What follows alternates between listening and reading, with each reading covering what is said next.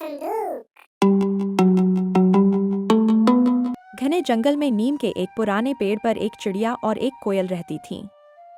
चिड़िया बहुत मेहनती थी। वो रोज सुबह उठकर तिनके बीनती, घोंसला बनाती और अपने खाने का इंतजाम करती। कोयल गाने में बहुत माहिर थी, उसकी आवाज़ पूरे जंगल में गूंजती। लेकिन वो कभी खुद घोंसला नहीं बनाती थी, हमेशा दूसरों के घोंसले में अंडे दे देती। दोनों की सोच बहुत अलग थी, फिर भी वो गहरी दोस्त थीं। एक दिन चिड़िया ने अपने घोंसले में 3 अंडे दिए। वो बहुत खुश थी और दिन रात उनकी देखभाल करती। उसी दौरान कोयल ने भी अपने अंडे देने के लिए एक सुरक्षित जगह ढूंढनी चाहिए। कोयल ने सोचा, चिड़िया की दोस्ती पर मुझे पूरा भरोसा है। अगर मैं अपने अंडे उसके घोंसले में रख दूं, तो वो जरूर उनकी देखभाल करेगी। और एक दिन जब चिड़िया खाने की तलाश में गई थी, कोयल ने चुपके से अपना अंडा भी उसके घोंसले में रख दिया। जब चिड़िया वापस आई तो उसे समझ नहीं आया कि अचानक अंडों की गिनती 4 कैसे हो गई। पर वो बोली, कोई बात नहीं, ये भी मेरा ही बच्चा होगा। कुछ दिनों बाद अंडों से बच्चे निकले। 3 छोटे चिड़िया के बच्चे और एक अलग सा बड़ा बच्चा। वो बच्चा कोयल का था, लेकिन चिड़िया को नहीं पता था। वो सबको बराबर प्यार करती, खाना खिलाती और सिखाती कि कैसे उड़ना है, कैसे जंगल में रहना है। कोयल का बच्चा बाकी चिड़ियों से बड़ा था और उसकी आवाज़ भी सबसे अलग थी। जंगल के दूसरे पक्षी मजाक उड़ाने लगे। अरे टुनी, ये तुम्हारा बच्चा तो नहीं लग रहा। लेकिन चिड़िया ने कभी फर्क नहीं किया। कोयल दूर से देखती और अंदर ही अंदर दुखी होती। मैंने अपने बच्चे को सबसे अच्छे हाथों में दिया, लेकिन क्या मुझे ये करना चाहिए था?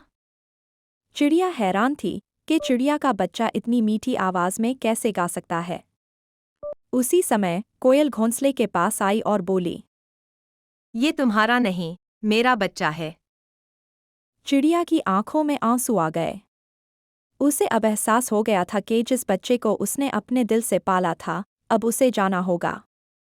कोयल ने आगे कहा, मैं जानती थी कि तुमसे बेहतर माँ कोई नहीं हो सकती, इसलिए मैंने इसे तुम्हारे पास छोड़ा।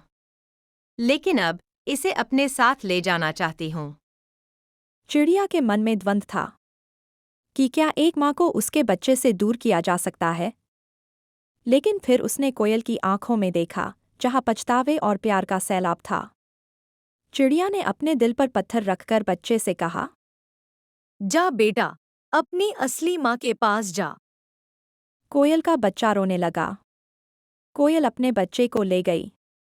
बच्चे के जाने तक चिड़िया ने हंसते हुए उसे विदा किया। लेकिन उसके चले जाने के बाद चिड़िया फूट फूट कर रोने लगी। अब जब हर सुबह जब नन्ही कोयल जंगल में गाती तो वो पहले अपनी चिड़िया माँ को अपनी आवाज़ सुनाती थी। चिड़िया भी जब अपनी चहचहाहट में उसे पुकारती तो दूर बैठी नन्ही कोयल उसकी पुकार का जवाब देती। दोनों दूर थीं, पर उनका प्यार हमेशा कायम था। एक दिन जब कोयल अपने बच्चे के लिए खाना ढूंढने गई हुई थी, तभी अचानक तूफानी बारिश में कोयल का बच्चा भीगने लगा।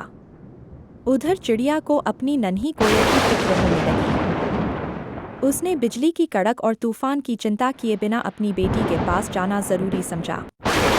जब वह नन्ही कोयल के पास पहुंची, तो उसने उसे बारिश में भीगा हुआ पाया। टुनी चिड़िया घबरा गई और उसने नन्ही कोयल को बारिश से बचाने के लिए पत्तों से ढक दिया।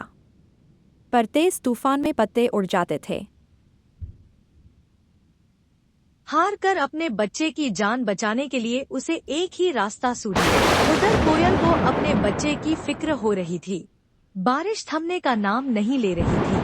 बारिश रुकते ही जब कोयल वहां पहुंची तो उसने देखा कि चिड़िया ने उसके बच्चे को बारिश से बचाने के लिए अपने पंखों में छिपाया हुआ है। कोयल ने चैन की सांस ली, लेकिन जैसे ही उसने टुनी चिड़िया को छुआ तो देखा कि तेज बारिश और ओलों की चोट को बर्दाश्त कर कर उसने अपनी बच्ची की जान बचाने के लिए अपनी जान गंवा दी है। इतना बड़ा बलिदान देखकर कोयल फूट फूट कर रोने लगी।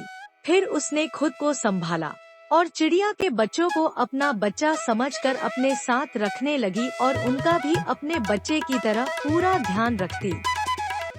बच्चों, इस कहानी से हम सीखते हैं कि माँ सिर्फ जन्म देने वाली ही नहीं होती, बल्कि वह होती है जो प्रेम और त्याग से संतान का जीवन संवारती है। सच्चा प्रेम खून का मोहताज नहीं होता, ममता रिश्तों से नहीं, भावनाओं से पहचानी जाती है।